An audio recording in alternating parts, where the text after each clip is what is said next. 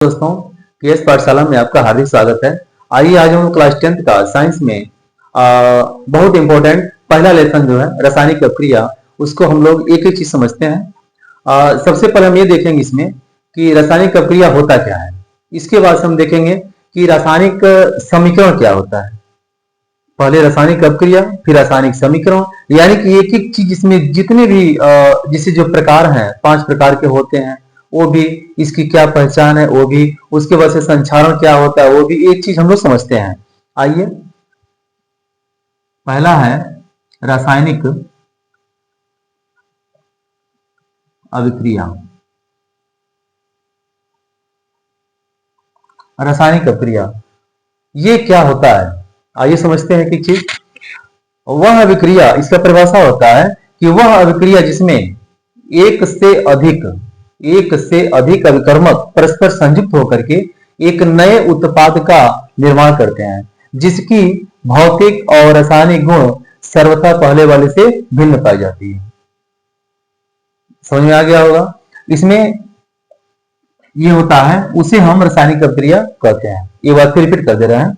वह अभिक्रिया जिसमें एक से अधिक अभिकर्मक परस्पर संयुक्त होकर के एक नए उत्पाद का निर्माण करते हैं, जिसकी भौतिक और रासायनिक गुण सर्वथा पहले वाले से भिन्न पाई जाती है, उसे रासायनिक अभिक्रिया कहते हैं। जैसे देखिएगा, सोडियम को ऑक्सीजन में जलाने पे क्या मिल रहा है। सोडियम को जब ऑक्सीजन में जब जलाएंगे तो वो सफेद चूर्ण मिलेगा। देखिए यहां लिखते हैं इसको हम, सोडियम है और प्लस क्या है O2, सोडियम और प्लस ऑक्सीजन, ये बना रहा है Na2 और O। देख रहे हैं कि यहाँ पे बैलेंस तो है नहीं, इसको बैलेंस कर लेते हैं। हाँ, ऐसे भी छात्र ऐसे भी हैं जिसको बैलेंस करना नहीं आता होगा, तो उसको हम आसान भाषा में बताते हैं कैसे बैलेंस करेंगे। देखिए ये तो रहा हमारा क्वेश्चन, सोडियम और प्लस ऑक्सीजन, ये बना रहा है सोडियम ऑक्साइड, ये बनाया है।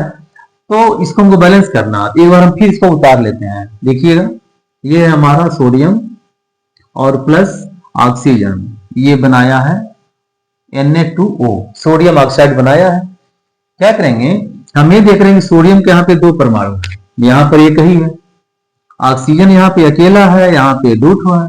तो अगर हम यहाँ पे 2 से गुणा कर देते हैं तो ये सोडियम क्या हो जाएगा, 4 हो जाएगा, और इसका गुणा ऑक्सीजन में भी होगा, तो ऑक्सीजन कितना हो गया, 2 हो गया, यानी कि ऑक्सीजन के 2 परमाणु हो गए। तो यहाँ पे तो 2 है, ये बैलेंस हो गया।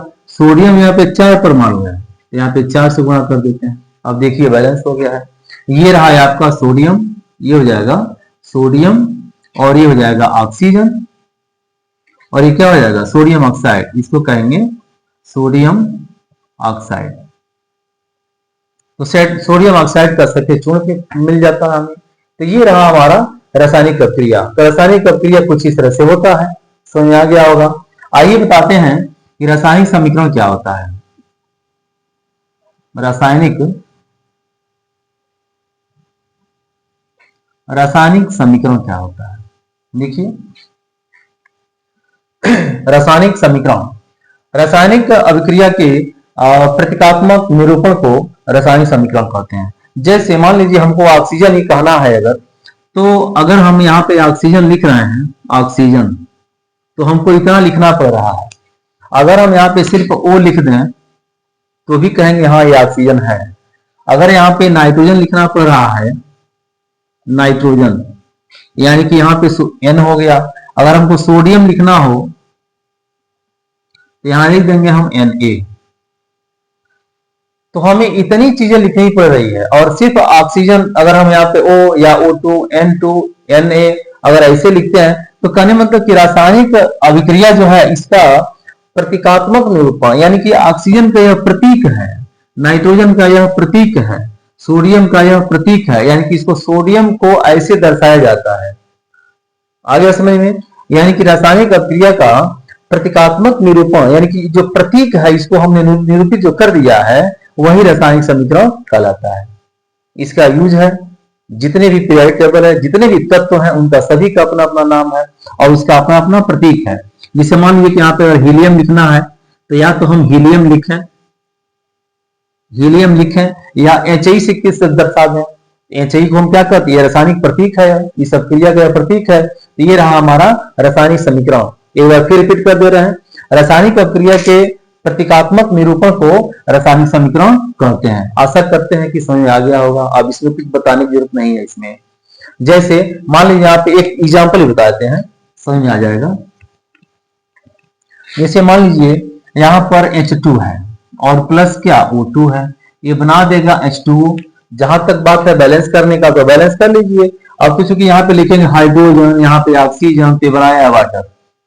अब बैलेंस करना है, बैलेंस करना तो अलग चीज हो गया, यहाँ पे कर देंगे बैलेंस। इसको लिखेंगे हाइड्रोजन, आखिर लिखना पड़ेगा ना हाइड्रोजन, यहाँ पे क्या है ऑक्सीजन। यानी कि रासायनिक अभिक्रिया जो प्रतीकात्मक निरूपण है उसे क्या कहेंगे हम, रासायनिक समीकरण। बस इतना काफी है। आगे बढ़ते हैं।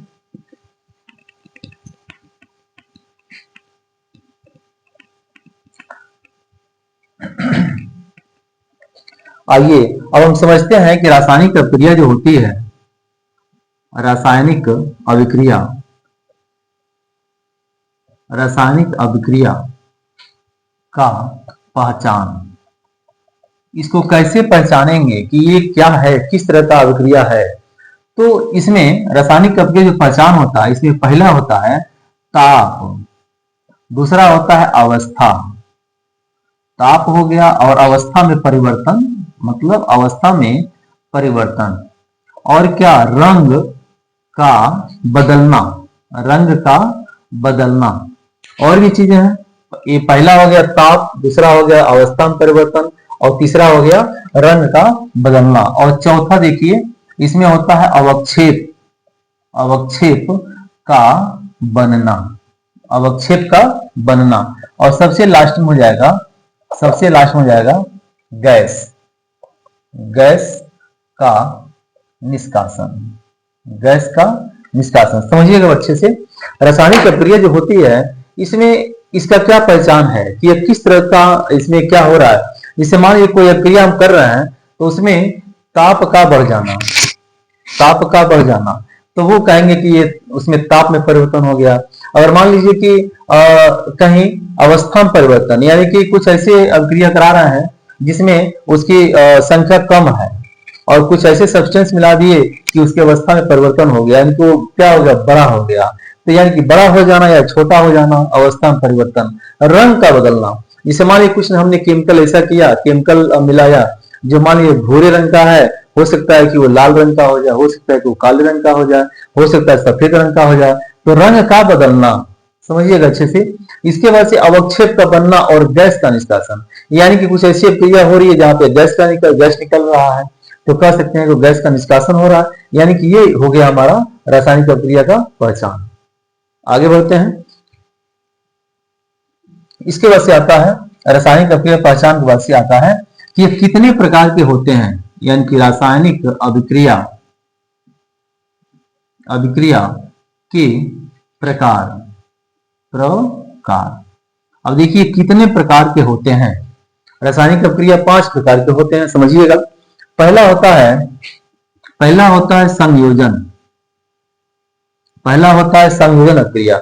इसी को कभी कभी एग्जाम में देता है संकलन के नाम से, संकलन, संकलन अभिक्रिया। कभी कभी पेपर में लिखता है संयोजन अभिक्रिया और कभी कभी लिख देता है संकलन अभिक्रिया, तो इसमें कंफ्यूजन नहीं होना है। संकलन यानी कि संयोजन एक ही चीज है, कॉम्बिनेशन रिएक्शन ही है यह। अच्छा, इसके बारे में थोड़ा बता देते हैं ये क्या होता है। देखिए, और एक चीज और, संयोजन अभिक्रिया क्या होता है, देखिएगा। इसमें होता है कि वह अभिक्रिया जिसमें एक से दो, एक बार फिर बताते हैं रासायनिक संयोजन अभिक्रिया में, कि वह अभिक्रिया जिसमें एक से अधिक अभिकर्मक परस्पर संयुक्त होकर के एकल उत्पाद का निर्माण करते हैं, यानी कि एक ही उत्पाद निर्माण करते हैं, उन्हें संयोजन अभिक्रिया कहते हैं। जैसे इस अभिक्रिया में क्या होता है, जैसे यहाँ पे मान लीजिए कि कैल्शियम ऑक्साइड है और हमने क्या मिलाया, इसमें जल मिला दिया, ये बना देगा आपका CaOH का होल ट्वाइस, और प्लस कुछ न कुछ ऊष्मा एनर्जी निकल जाएगी। ध्यान दीजिएगा, कैल्शियम ऑक्साइड है और इसमें जल मिलाया, यानी कि इसमें एक से अधिक, कभी बताए एक से अधिक अभिकर्मक। ध्यान दीजिएगा, यह अभिकर्मक है, अभिकर्मक। और ये क्या होता है, उत्पाद। ध्यान दीजिएगा, उत्पाद, उत्पाद नहीं, उत्पाद है, देखिएगा अभिकर्मक है, इधर हो गया, आई हो जाएगा हमारा उत्पाद, यानी कि हमारा प्रोडक्ट मिल रहा है। तो संयोजन अभिक्रिया में हमने दो पदार्थ में लिया और क्या मिला हमको, एक पदार्थ हमको मिल रहा है, यानी कैल्शियम हाइड्रोक्साइड का यहाँ पे निर्माण हो रहा है। तो हमने दो पदार्थों को लिया था और एक पदार्थ हमें मिला, इसे क्या कहेंगे, संयोजन अभिक्रिया। समझ में आ गया होगा इसका। ये हो गया। इसके बाद से आते हैं दूसरे वाले पे। दूसरा क्या होता है, वियोजन होता है, वियोजन। दूसरा होता है वियोजन अभिक्रिया। स्टेप बाय स्टेप समझिए और बहुत अच्छे से इसको समझते हैं हम लोग। वियोजन अभिक्रिया क्या होती है, ध्यान दीजिएगा, संयोजन अभिक्रिया का सीधे उल्टा वियोजन होता है। इसमें इसका परिभाषा हो जाएगा कि वह अभिक्रिया जिसमें एक ही अभिकर्मक टूट करके दो या दो से अधिक उत्पाद में बदल जाता है, उसे क्या कहते हैं, वियोजन अभिक्रिया। फिर बताते हैं कि वह अभिक्रिया जिसमें एक ही पदार्थ टूट करके दो या तीन भागों में बदल जाता है या बढ़ जाता है, उसे क्या कहेंगे, वियोजन अभिक्रिया कहते हैं। ये कितने प्रकार के होते हैं देखिएगा। पहला होता है ऊष्मीय अपघटन, पहला होता है ऊष्मीय अपघटन, अपघटन। अच्छा, दूसरा क्या होता है, दूसरा होता है विद्युत, दूसरा होता है विद्युत अपघटन। अच्छा, तीसरा क्या होता है, प्रकाश अपघटन, प्रकाश अपघटन। ध्यान दीजिएगा, ऊष्मीय अपघटन, विद्युत अपघटन और प्रकाश अपघटन, कंफ्यूज नहीं होना है। वियोजन अभिक्रिया है ना, ये तीनों चीजें हम बता रहे हैं इसको। ऊष्मीय अपघटन में क्या होता है, ऊष्मीय अपघटन में क्या होता है, ये होता है कि वह अभिक्रिया जिसमें ऊष्मा का उत्सर्जन होता है। जब ये अभिक्रिया होगा तो उसमें ऊष्मा का उत्सर्जन होता है, या जैसे इसका रिएक्शन बताते हैं, देखिएगा इसका रिएक्शन हो जाएगा यहाँ पर, हम यहाँ बताते हैं। ऊष्मीय अपघटन में यहाँ पे है आपका CaCO3 और जब हम इसको हीट किए तो क्या बनाया यहाँ, CaO और प्लस CO2, बस। यानी कि यहाँ पे क्या हुआ, ऊष्मा यहाँ पे निकल रही है, यानी कि ऊष्मा के प्रेजेंस में अपघटन हो रहा है। तो यह था एक ही सब्सटेंस और टूट गया किसमें, कैल्शियम ऑक्साइड और कार्बन डाइऑक्साइड में। तो ये हमारा ऊष्मीय अपघटन हो गया। अब बताते हैं विद्युत अपघटन क्या होता है। तो वह अभिक्रिया जिसमें, यहां इसको बताते हैं, इसको मिटाते हैं और विद्युत अपघटन हम बताते हैं इसको हम।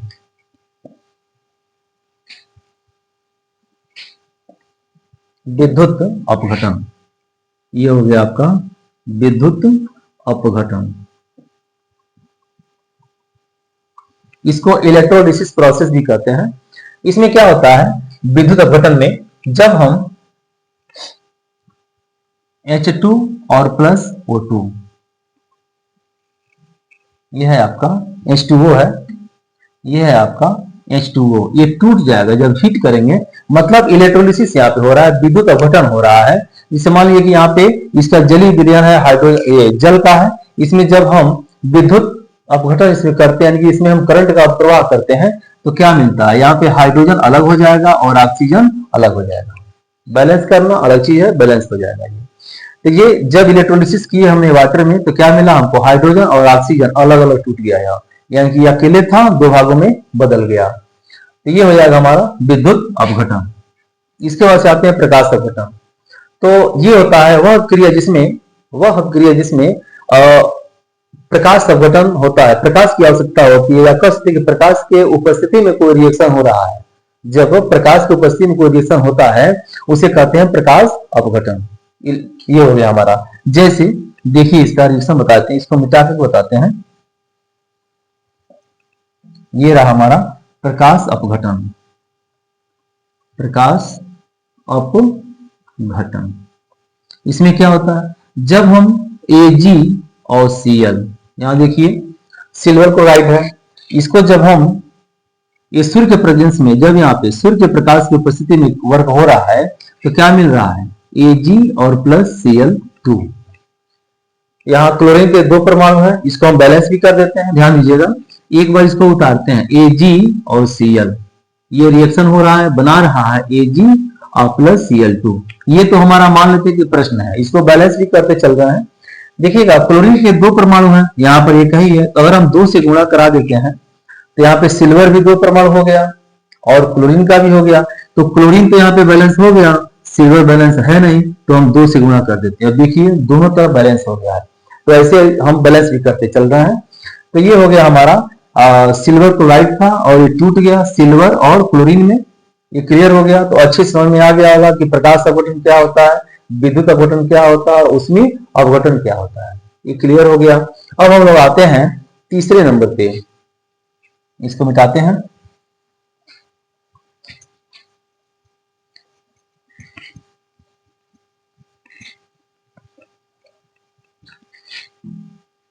इसके बाद से तीसरा नंबर जो है ये है आपका विस्थापन अभिक्रिया।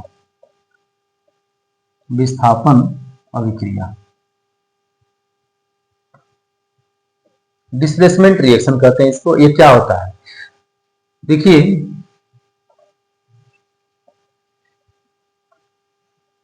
ये 2 प्रकार का होता है। पहला होता है एकल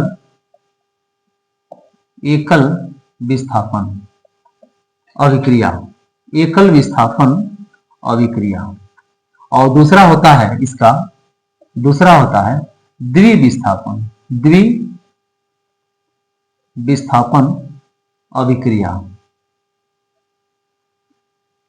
बताइए, समझाते हैं इसको हम।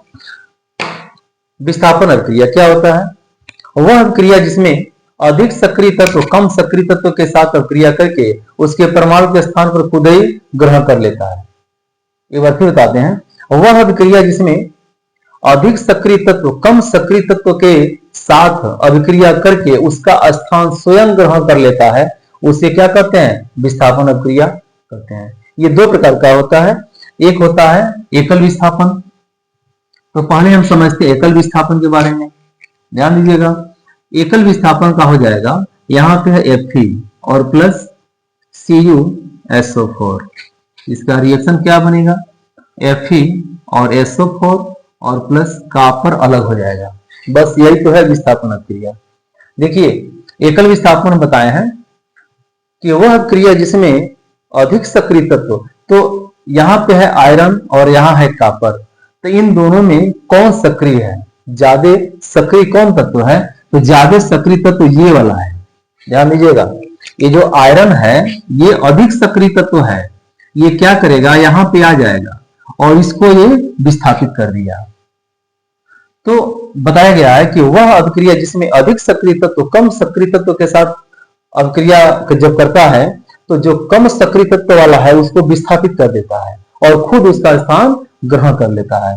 तो यहाँ पे क्या हुआ, यहाँ पे जो लोहा है, ये Fe है, जो आयरन है, ये क्या है, अधिक सक्रिय तत्व है, तो इनको क्या करेगा, विस्थापित कर देगा। चलो जाओ किनारे हो जाओ, और खुद ही अपना इनका स्थान ग्रहण कर लिया। तो क्या बना दिया, आयरन सल्फेट, ये बना देगा आयरन सल्फेट, आयरन सल्फेट बना दिया।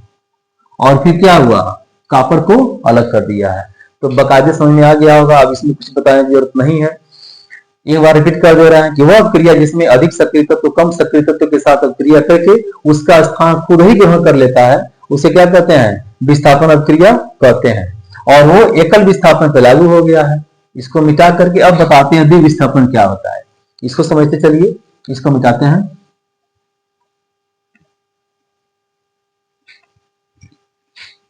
अब बताते हैं द्विविस्थापन अभिक्रिया क्या होता है। डबल डिस्प्लेसमेंट ये क्या होता है, देखिएगा, द्विविस्थापन अभिक्रिया यहां लिखते हैं, द्विविस्थापन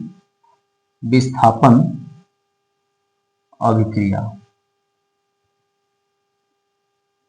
द्विविस्थापन अभिक्रिया वह अभिक्रिया जिसमें आयनों का आदान प्रदान होता है, इसमें आयनों का आदान प्रदान होता है, उसे क्या कहते हैं, द्विविस्थापन अभिक्रिया कहते हैं।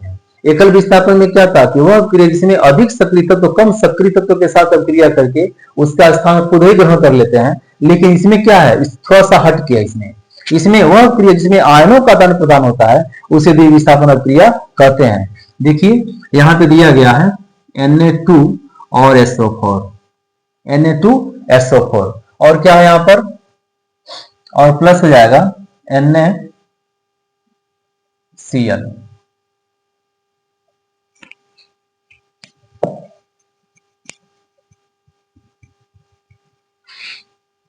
ये हो जाएगा आपका Na2SO4 और प्लस Ba और Cl2, ये होता है बेरियम क्लोराइड, होता है BaCl2, बेरियम क्लोराइड। ये क्या बना रहा है, देखिए आयनों का आदान प्रदान होता है इसमें, समझते हैं। ये क्या करेगा, कुछ इस तरह से ये कवर कर लिया है, तो क्या बनाएगा यहां पर, ये बना देगा आपका BaSO4 और प्लस NaCl। थोड़ा सा बैलेंस भी करते चलते हैं, ध्यान दीजिएगा। ये ऐसे रहने देते हैं, इसको फिर से हम उतारते हैं, समझाते हैं फिर हम। Na2SO4 और प्लस BaCl2, ये बना दिया आपका BaSO4 और प्लस NaCl। हम ये देख रहे हैं कि यहाँ पे सोडियम के 2 परमाणु हैं और क्लोरीन के 2 परमाणु हैं, और संयोग, और ये क्या है, यह एक ही जगह पे है, तो अगर हम 2 से गुणा करा देते हैं तो सोडियम यहाँ पे 2 परमाणु और क्लोरीन के भी 2 परमाणु, यानी कि क्या मिल गया हमको, NaCl के 2, यानी 2 से में गुणा कर दिया, ये बैलेंस हो गया, तो उधर ही बैलेंस, इधर बैलेंस, तो हमारा रिएक्शन क्या हो गया, कंप्लीट हो गया। यानी कि हमने पहले बता दिया था एकल विस्थापन, अब हमने बता दिया द्विविस्थापन। तो द्विविस्थापन हुआ क्या है, बस आयनों का आदान प्रदान तो हुआ है और कुछ भी नहीं हुआ है, ये कंप्लीट हो गया हमारा। आशा करते हैं समझ में आता होगा। इसको मिटा देते हैं और फिर हम आते हैं अब इसके नेक्स्ट वाले पे। ये तीसरा कंप्लीट हो गया, अब हम चौथे पे आते हैं।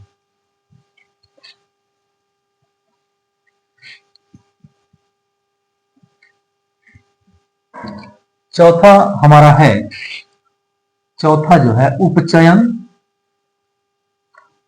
उपचयन, फिर अपचयन और रेडॉक्स रिएक्शन। बहुत आसान है, कुछ कठिन नहीं है, ध्यान दीजिएगा। सबसे पहले बताते हैं उपचयन, इसको इंग्लिश में ऑक्सीडेशन कहते हैं, ऑक्सीडेशन रिएक्शन। एक लाइन में बताते हैं इसको हम। ये हो जाएगा आपका कि वह अभिक्रिया जिसमें ऑक्सीजन का संयोग होता है और हाइड्रोजन को किनारे कर दिया जाता है, ऐसे समझिए। वह क्रिया जिसमें ऑक्सीजन का संयोग होता है और हाइड्रोजन को विस्थापित मतलब किनारे कर दी जाती है, वो क्या होता है, उपचयन यानी कि ऑक्सीडेशन रिएक्शन होता है। समझ में आ गया होगा। वह क्रिया इसमें ऑक्सीजन का योग होता है, यानी कि ऑक्सीजन वहां पे क्या होता है, जुट जाता है और हाइड्रोजन क्या होता है, किनारे हो जाता है, उसे कहते हैं हम ऑक्सीडेशन रिएक्शन। समझिए कैसे इसका एग्जाम्पल बताते हैं। ये दिया गया Na प्लस में O2, ये क्या बनाएगा, ये बना देगा Na2 और O, इसको बैलेंस करना है बस। ध्यान दीजिएगा, ऑक्सीजन यहाँ पे जुड़ रहा है, देखिए जुट गया है, और बस बैलेंस कर लेना है। यहाँ लिख देंगे हम Na और प्लस O2, चूंकि इसको हम क्वेश्चन मान ले रहे हैं एक तरह से, क्योंकि हमारा ये मानना है कि जिस बच्चे को रिएक्शन नहीं आता होगा बैलेंस करना, वो भी इसको देख करके रिएक्शन बैलेंस करना उसको आ जाएगा। बाकी तो अभी में बहुत क्वेश्चन रिएक्शन हम जो है बैलेंस कराएंगे, लेकिन ये अभी छोटा मोटा है। Na और प्लस में O2, ये क्या बनाएगा, Na2 और O, सोडियम ऑक्साइड बना दिया है। देख रहे हैं यहाँ पे सोडियम के 2 परमाणु है, यहाँ पे एक ही ठो है, लेकिन यहाँ पे ऑक्सीजन के 2 परमाणु है, यहाँ 2 यहाँ रहेगा, और यहाँ पे क्या अकेला है। तो अगर हम यहाँ पे 2 से खाली गुणा कर दें और यहाँ पे 4 से करना पड़ेगा, तो क्या हो गया, बैलेंस हो गया। यानी कि इस क्रिया में क्या हुआ, ऑक्सीजन का योग हुआ है, तो क्या बन गया, यह ऑक्सीडेशन, यानी कि ये हो गया हमारा उपचयन क्रिया। और अपचयन में क्या होता है, अपचयन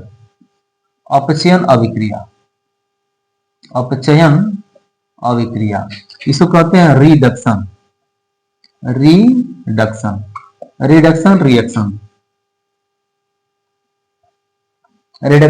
रिएक्शन।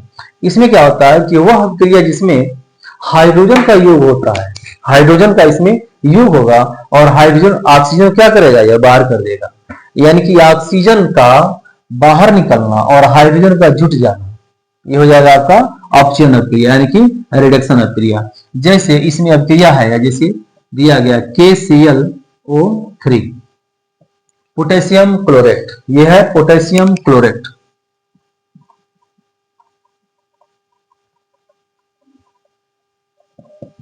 पोटेशियम क्लोरेट ये क्या बना रहा है, देखिएगा KCl और प्लस क्या है O2।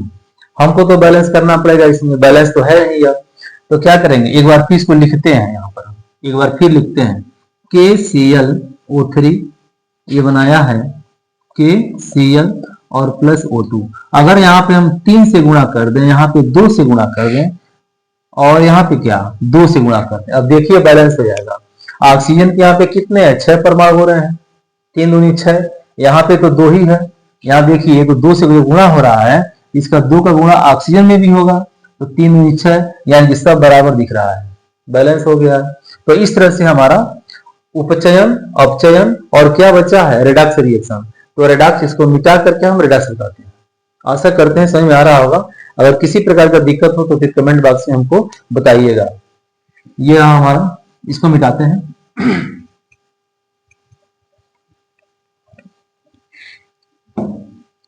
रेडॉक्स रिएक्शन क्या होता है, देखिएगा रेडॉक्स रिएक्शन। रेडॉक्स रिएक्शन ये एक केमिस्ट थे रेडॉक्स साहब, उनके नाम ये अपने नाम पे रख लिए। कैसे होता है देखिएगा, वह क्रिया जिसमें ऑक्सीडेशन और रिडक्शन दोनों एक साथ हो, यानी कि इसमें उपचयन और अपचयन दोनों हो रहा है एक ही रिएक्शन में, उसे क्या कहेंगे, रेडॉक्स रिएक्शन। और हम आपसे बता दें कि ऐसा कोई भी ईयर नहीं गया हो, एक भी साल ऐसा न गया हो जिसमें रेडॉक्स अभिक्रिया न पूछा गया हो। 2 नंबर का पूछेगा लेकिन पूछेगा, तो ये ध्यान रखिएगा इस चीज को। रेडॉक्स रिएक्शन का हम बताते हैं, इसका कुछ एग्जांपल बताते हैं आपको हम। जैसे ZnO और प्लस क्या है कार्बन, ये बना देगा आपका Zn और प्लस CO, आ गया CO यानी कि कार्बन मोनोऑक्साइड, सबसे जहरीली गैस। कार्बन मोनोऑक्साइड ये है सबसे जहरीली गैस है, ठीक है, ये बहुत खतरनाक गैस होती है। यहां देखिए जिंक ऑक्साइड है और कार्बन है, क्या बना रहा है, जिंक और कार्बन मोनोऑक्साइड। इसको कैसे पहचानेंगे कि कहां पे उपचयन हो रहा है और कहां पे अपचयन हो रहा है, आइए इसको बताते हैं। ये रहा हमारा जिंक ऑक्साइड और यहाँ पे क्या है, सिर्फ जिंक है, तो यहाँ पे ऑक्सीजन था और यहाँ पर नहीं है, यहाँ पर ऑक्सीजन था और यहाँ पर नहीं है। इस ये बिल्कुल मालूम हो गया कि जहां पर ऑक्सीजन निकल जाता है और हाइड्रोजन जुट जाता है, यानी कि यहाँ पे हाइड्रोजन दिख तो नहीं रहा है लेकिन ऑक्सीजन क्या हुआ, निकल गया है, जुटा नहीं है, यहाँ पे था और अब नहीं है। इसका मतलब ये हो गया हमारा अपचयन। अपचयन इसको इंग्लिश में कहेंगे रिडक्शन, रिडक्शन रिएक्शन। तो ये हो गया हमारा रिडक्शन रिएक्शन हो गया, रिडक्शन हो रहा है यहाँ पर। और यहाँ देखिए कार्बन यहाँ पे है, यहाँ पे ऑक्सीजन था नहीं, नहीं है ना, लेकिन यहाँ पे क्या, यहाँ पे आ गया, तो नहीं था और आ गया, इसका मतलब क्या हो रहा है, उपचयन हो रहा है, ये हो रहा है उपचयन, यानी कि इंग्लिश में कहेंगे इसको हम ऑक्सीडेशन हो रहा है, ऑक्सीडेशन हो रहा है। बस यही तो समझाना था, रेडॉक्स क्या होता है। शायद अब ये तो क्लियर हो गया, कोई रजिस्ट्रेशन तो है नहीं इसमें। अगर किसी प्रकार का दिक्कत तो फिर बताइए हमसे। यहाँ हो गया जिंक ऑक्साइड और यहाँ पे नहीं है, यहाँ पे ऑक्सीजन था, यहाँ पे नहीं है, यानी कि रिडक्शन हो गया। और यहाँ पे नहीं था और यहाँ पे है, यानी कि अपचयन। यानी कि ध्यान दीजिएगा, ये कोई कंफ्यूजन ना हो, बिल्कुल हम इस चीज को कई बार हम बता दिए हैं। तो ये हो जाएगा हमारा ऑक्सीडेशन, ये हो जाएगा हमारा रिडक्शन, अब कोई कंफ्यूजन नहीं है, रेडॉक्स रिएक्शन हमारा तैयार हो गया है। इसको हम मिटा देते हैं। और 5वां सबसे लास्ट, अब उसको हम बताते हैं।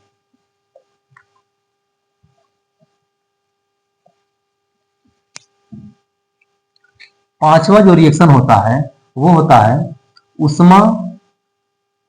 उष्माक्षेपी और उष्माशोषी अभिक्रिया। एंडोथर्मिक और इजोथर्मिक। यहां देखिए उष्माक्षेपी अभिक्रिया और उष्माशोषी अभिक्रिया। और जैसे कि ये नाम से ही क्लियर है, उष्माक्षेपी क्या होता है, यानी कि वह अभिक्रिया जिसमें उष्मा का निष्कर्षण होता है, मतलब निष्कासित हो जाती है, उष्मा वहां से निष्कासित हो जाती है, चाहे की जाती है, उसे क्या कहेंगे, उष्माक्षेपी। जैसे यहाँ पे कार्बन है, यहाँ पे कार्बन है और प्लस क्या है, O2, कार्बन और यहाँ पे ऑक्सीजन है, तो क्या बना रहा है यहाँ, ये बना देगा CO2 और प्लस कुछ न कुछ उष्मा यहाँ से निकल गई, यहाँ से कुछ न कुछ उष्मा निकल जाएगी। तो ये हो गया हमारा उष्माक्षेपी। एक बार फिर रिपीट कर दे रहे हैं, वह अभिक्रिया जिसमें उष्मा का निष्कासन होता है उसे क्या कहेंगे, निष्कासित होती है उसे क्या कहेंगे, उष्माक्षेपी अभिक्रिया।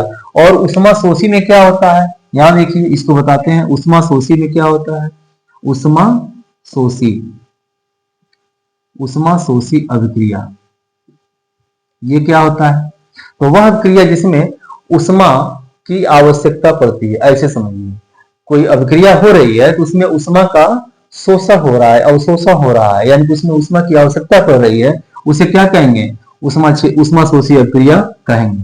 जैसे इसका उदाहरण हम बताते हैं, हम, जैसे मान लीजिए कि यहाँ पे N2 और प्लस O2 है, तो नाइट्रोजन है और ऑक्सीजन है। जब ये अभिक्रिया करते हैं तो क्या बनाते हैं, ये बना देगा NO, ये बना देगा NO।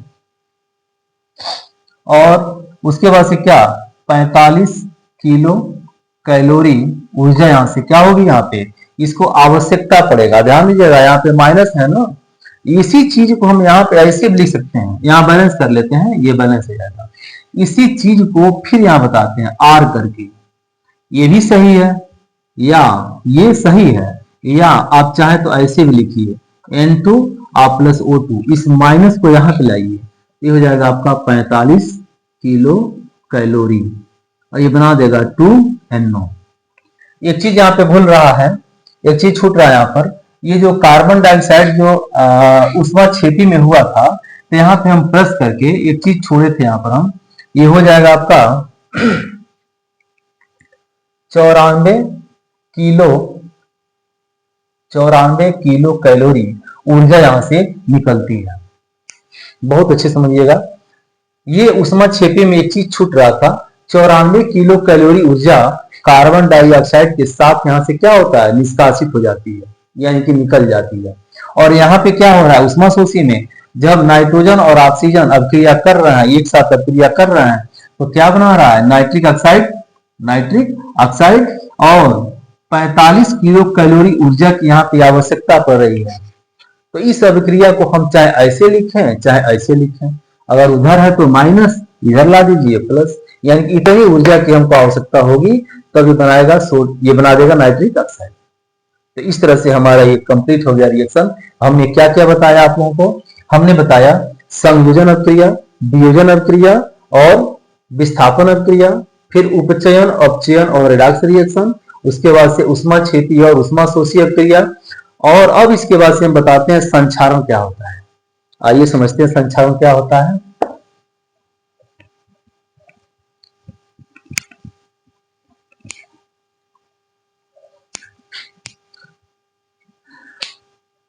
अब हम बताते हैं संक्षारण क्या होता है। संक्षारण देखिए, वह अभिक्रिया जिसमें वायु की नमी, वह अभिक्रिया जिसमें धातु और वायु में उपस्थित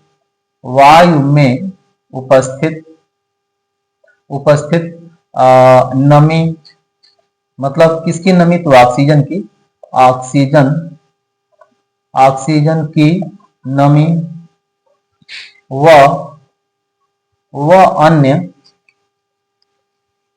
अन्य रसायनों के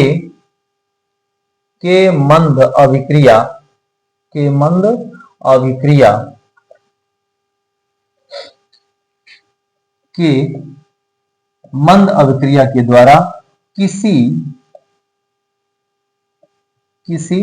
धातु को, देखिए इसके बाद हम बताते हैं, धातु वायु में उपस्थित ऑक्सीजन की नमी व अन्य रसायनों के मंद अभिक्रिया के द्वारा,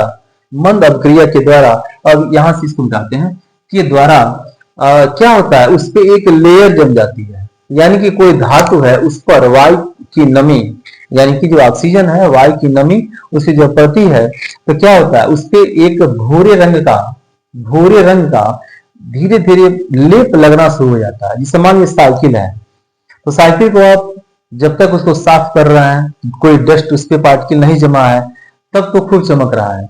उसको ऐसे ही 6 महीना के लिए अगर हम बाहर कहीं छोड़ देते हैं, उसका कोई यूज नहीं कर रहे हैं, हम एक साइकिल के एग्जाम्पल लिए हैं, चाहे तो आप कोई धातु, सोना, चांदी, तांबा, ये सब चीजें आप रख सकते हैं, और उसको हमने छोड़ दिया ऐसे ही, तो उसमें क्या होता है कि ओस पड़ रहा है, तो उसमें नाइट्रोजन की मात्रा जानते हैं कितना होती है, तो डस्ट पार्टिकल से बैठ रहा है, तो बैठते बैठते एक ऐसा समय आएगा उस पे एक लेयर जम जाएगा और उसको साफ करना अब कठिन काम हो जाएगा।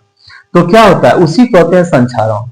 ये बात फिर रिपीट कर दे रहे हैं, किसी भी धातु के ऊपर जब वायु में ऑक्सीजन की नमी, जब ये सब पड़ता है, नाइट्रोजन ये सब पड़ता है, तो उस पर एक लेप जमना शुरू हो जाता है, और वो लेप जमते जमते जमते जमते क्या होता है, वो एक उसको कहते हैं जंग लगना, उसको जंग लग जाता है, जो जल्दी से उस धातु को खत्म करने की चेष्टा करता है, वो खत्म हो जाता है जल्दी से। इसीलिए कभी भी धातु है, चाहे कोई भी चीज है, उसको सफाई करते रहेंगे तो वो लंबे समय तक चलेगी। लेकिन अगर हम उस पर डस्ट पार्टिकल पड़ने देते हैं और नमी पड़ रही है, नाइट्रोजन पड़ रहा है, ऑक्सीजन पड़ रहा है, तो उसे क्या होता है, संक्षारण उसका नाम दिया गया है, वो संक्षारित हो जाती है और वो जल्दी से खराब हो जाता है। हाँ, इससे बचने का क्या उपाय है? उपाय अब हम बताते हैं कि उपाय क्या है, बचने का उपाय, यानी कि इसका उपाय क्या है। तो धातु के ऊपर गिरिस या किसी ऐसे लिक्विड का उपयोग करते हैं, ज्यादातर इस पे गिरिस का उपयोग करते हैं, उसे क्या होगा, वो धातु क्या होगा, बच जाएगा। और भी ऐसे लिक्विड आते हैं, इसको हम बचा सकते हैं। इसके बाद से आते हैं हम विकृत गंधता पे। देखिए विकृत गंधता क्या होती है, विकृत गंधता, विकृत गंधता क्या होता है। इस अभिक्रिया में क्या होता है, इस अभिक्रिया में तेल और वसा युक्त खाद्य पदार्थों को लंबे समय तक अगर हम बिना सुरक्षा के ऐसे छोड़ दें, जैसे तेल वसा युक्त खाद्य पदार्थों को अगर हम ऐसे ही खुले में छोड़ देते हैं, तो ऑक्सीजन पड़ेगा और उसमें क्या होगा, उसमें कुछ न कुछ स्मेल आना शुरू हो जाएगी। तो इसलिए उसको क्या कहते हैं, विकृत गंधता कहते हैं, यानी कि जो स्वाद होना चाहिए वो स्वाद अब नहीं रह जाएगा। जैसे खाना हो या कोई भी ऐसी चीजें हो जो खाने योग्य चीजें हो, उनको अगर हम फ्रिज में रख देते हैं तो कुछ समय तक ठीक रहता है, या उसको पैक करके अगर हम कोई ऐसी फल है या ऐसे फ्रूट्स हैं जिसको पैकेट में आ रहा है, तो कुछ दिनों तक तो ठीक रहता है। लेकिन अगर उसको खुले में छोड़ दें ऐसे ही, तो उसमें क्या होगा, नमी और नाइट्रोजन ये सब क्या करेगा, उसको बिल्कुल खराब कर देगा। तो उसे क्या कहते हैं, विकृत गंधता कहते हैं। इससे बचने का क्या उपाय है, इससे बचने का क्या उपाय है, तो इसमें हम क्या कर सकते हैं, इसको हम BHA, BHA का मतलब होता है ब्यूटाइलीकृत,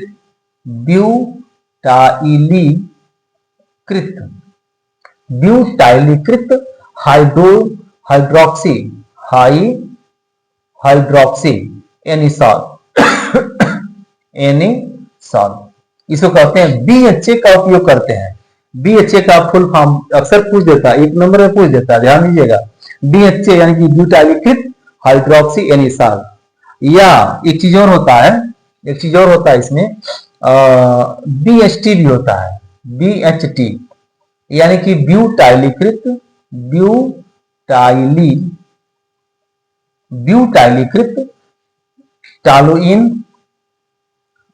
टालुइन एनिसॉल। इसका अगर हम उपयोग करें तो कुछ समय, कुछ दिनों तक ये अच्छे से खाने वाली चीजें जो है रह जाती हैं।